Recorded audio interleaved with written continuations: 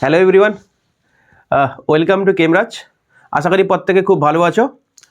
আর আজকে এই ভিডিওটি দেওয়ার উদ্দেশ্য হচ্ছে কি বলতো, যে নেক্সট উইক থেকে আমরা এবিটিএ সলিউশন করতে চলেছি এবং অবশ্যই আমি মোটামুটি এবিটিএর 6টি থেকে 7টি মতো আমি ভিডিও দেব এবং প্রত্যেকটি ভিডিও থেকে থাকবে প্রত্যেকটি চ্যাপ্টার পুরোপুরি সলিউশন। এবং আমি স্টার্ট আপ করাবো প্রথমে অর্গানিক থেকে, তারপরে ফিজিক্যাল এবং তারপরে ইনঅর্গানিক।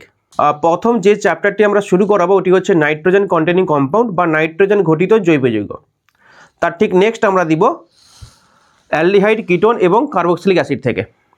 তার পরের পার্টটি ঠিক আসবে কেমিক্যাল কাইনেটিক্স বা রাসায়নিক গতিবিদ্যা, এবং ওর পরে আসবে আমাদের ইলেকট্রোকেমিস্ট্রি, এবং তার পরেই চলে আসবে ইনঅর্গানিকের গুরুত্বপূর্ণ চ্যাপ্টারগুলি, বিশেষ করে ডি অ্যান্ড এ ব্লক এবং জটিল যৌগ।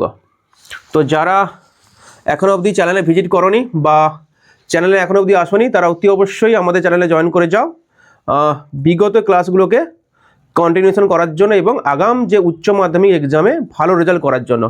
থ্যাংক ইউ, বাই বাই, দেখা হচ্ছে খুব তাড়াতাড়ি এবিটিএ সলিউশন নিয়ে। Thank you.